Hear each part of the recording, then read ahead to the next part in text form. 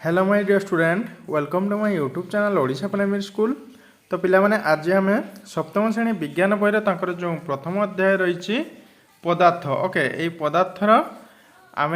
पूर्व क्लास पढ़ुलू पदार्थर श्रेणी विभाग संपर्क में पढ़ुलू तो तार किसी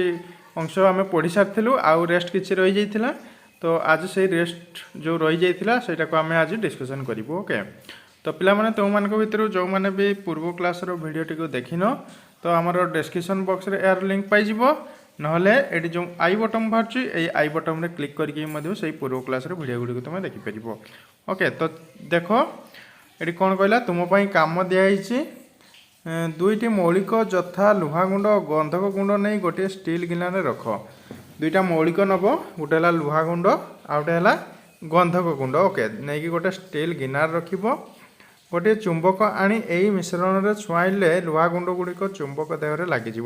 देख गोटे चुंबक आणिकी देख से आमर लुहा गुंड आ गंधक गुंड जो गिनार रखि से छुईब जो से लुहा गुंड गुड़ाक आसिक चुंबक देहरे लग कारण गंधक सहित गोटे गिनार रही सुधा मौलिक लुहार गुणर परिवर्तन होना गंधक गुंड भी पूर्व भली हलदिया देखा आम मिक्स कर सारा पर भी मध्य लुहा तार तार निजर गुण देखा हाँ कि नहीं किसी परिवर्तन होना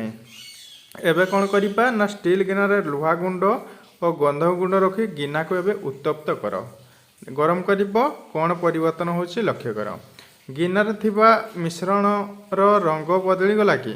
देख निश्चित भाव बदली जाइथिबो ठंडा कर सारिया पर चुंबकटी आनी यही पदार्थ को छुआइबा परे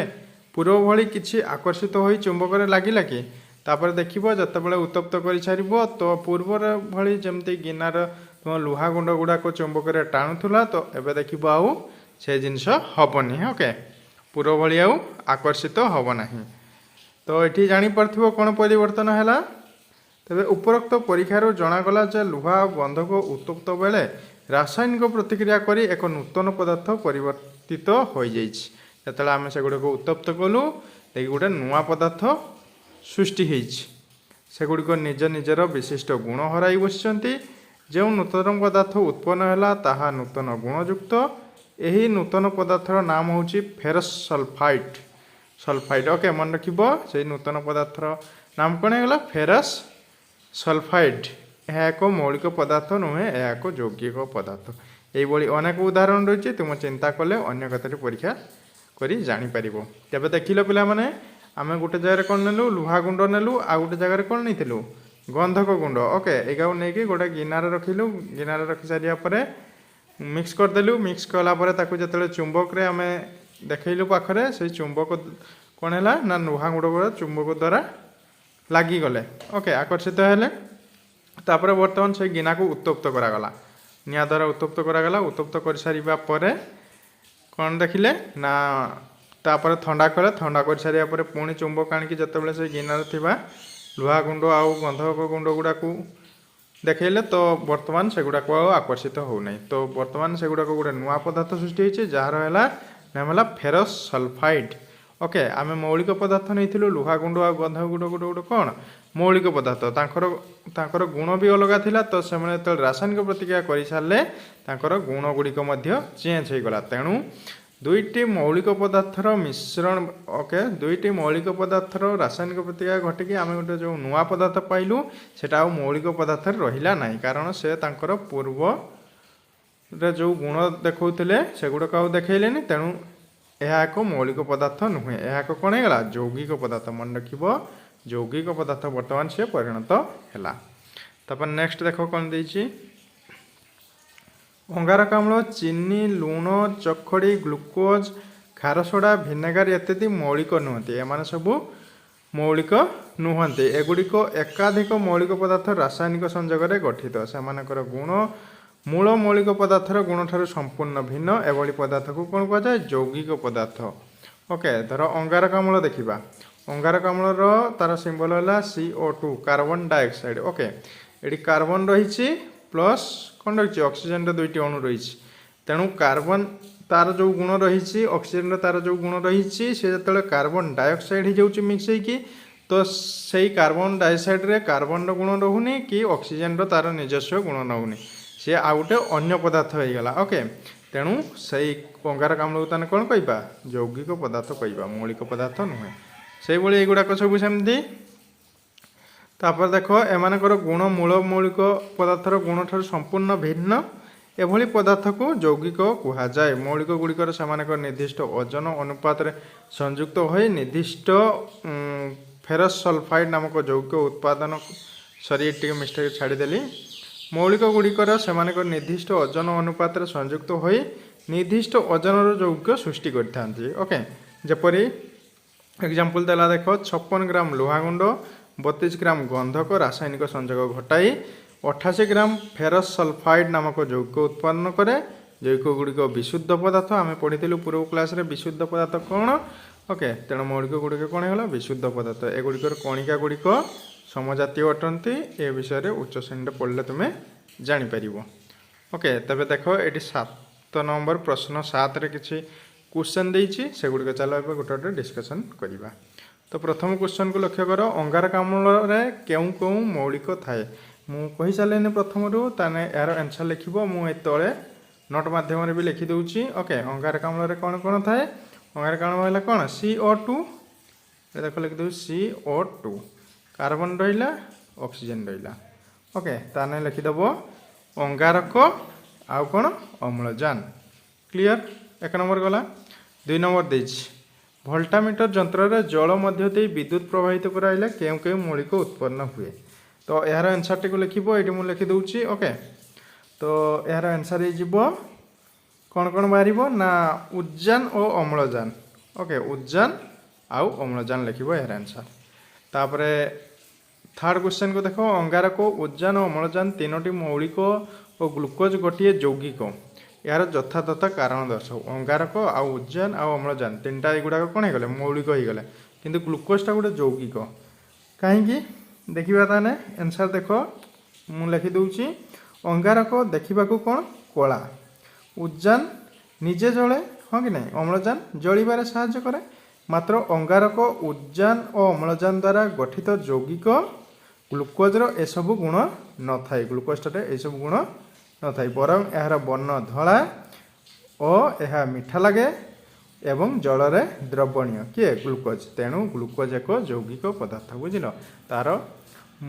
मूल सहित किसी संपर्क रहा कि रही तो जो पदार्थटा सी सृष्टि है यौगिकटा सृष्टि है ता संपूर्ण मूल पदार्थ ठारू अलग गुण देखला तेणु तेणु कौन है ग्लुकोज एक यौगिक क्लियर। एबे देख नेक्स्ट क्वेश्चन तो ये क्वेश्चन नंबर 4 को देख 84 ग्राम लोहागुंड 48 ग्राम गंधक सह रासायनिक संयोग घटाइले केते ग्राम फेरस सल्फाइड प्रस्तुत हम तो पूर्वर गोटे करते तो 84 ग्राम केते लुहागुंड लिखिदेव ये धर 84 ग्राम लुहागुंड आ रहा 48 ग्राम कौन ना गंधक ये दुटा को जोग करदेव तो 8 4 के 12 2 रखला 1 8 4 12 के 13 केते 132 ग्राम ताने आंसर हो कौन 132 ग्राम फेरस सल्फाइड प्रस्तुत हम 132। ओके यार आंसर हो बुझीगला। एबे चलो नेक्स्ट कौन देछि देखिबा। नेक्स्ट है 2 प्रकार विशुद्ध पदार्थ जोटा मौलिक जैविक व्यतीत आहरी अनेक पदार्थ आम देखु आ व्यवहार करूँ केवल मौलिक जैविक ना आहरी अनेक पदार्थ अच्छा यही प्रकार वस्तुर गोटे साधारण उदाहरण है वायु। वायु को ये उदाहरण हिसाब से निला तब देखा वायु की पदार्थ कहवा मौलिक कहवा ना यौगिक कहवा ना आउ किसी कहवा तेज ए कौन कौन रही थाए सब थाए तुम्हें आगु पढ़ीच वायु रे जबक्षारजान थाए अम्लजान थाए अंगारकाम्ल जलीय बाष्प सह अन्यान्य सब विरल गैस सब रही। ओके जो गुड़ाक मिथेन इथेन हिलियम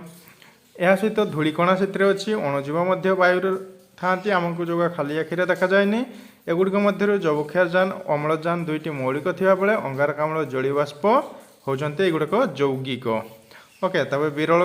गैस मध्य कौन मौलिक पदार्थ सेटा यही सब पदार्थ निर्दिष्ट अनुपात मिसिक वायु रही था तेणु वायु को मौलिक कि यौगिक कहवा नहीं कि कहीपर नहीं यह एकाधिक मौलिक और जैविक पदार्थर मिश्रण घटी तेणु वायु को एक मिश्रण पदार्थ आम कहवा मिश्रण मौलिक और यौगिक ठारू भिन्न मिश्रण गोटे विशुद्ध पदार्थ नुहे मौलिक और जैविक को कौन कहूँ विशुद्ध पदार्थ कहूँ। तो मिश्रण को आम विशुद्ध पदार्थ कहीपर ना। जल गोटे विशुद्ध पदार्थ और यौगिकर श्रेणीभुक्त किंतु आम पढ़ी जो फिल्टर पानी पूर्व क्लास रे फिल्टर पानी एक कौन विशुद्ध पदार्थ पढ़ी किंतु आम जब कह नदी झरणा ह्रद पोखरी कूप समुद्र आदि जल को कौन कह एगुड़ाक विशुद्ध पदार्थ कहीपर ना कारण प्राकृतिक उत्सर संग्रहित जल विशुद्ध नुहे ये अनेक धातव लवण आउ अल्प अम्लजान द्रवीभूत हो रही है तेणु यहीपरि जल मिश्र पदार्थ मिश्रण श्रेणीयुक्त वायु जपरी एक मिश्रण पदार्थ सेमिति आमर जिते सब जल नदी झरणा ह्रद पोखरी कूप समुद्र सब जल रही सेगुड़ाक मिश्रण पदार्थ कहवा बुझिल। तबे गोटे मिश्रण रे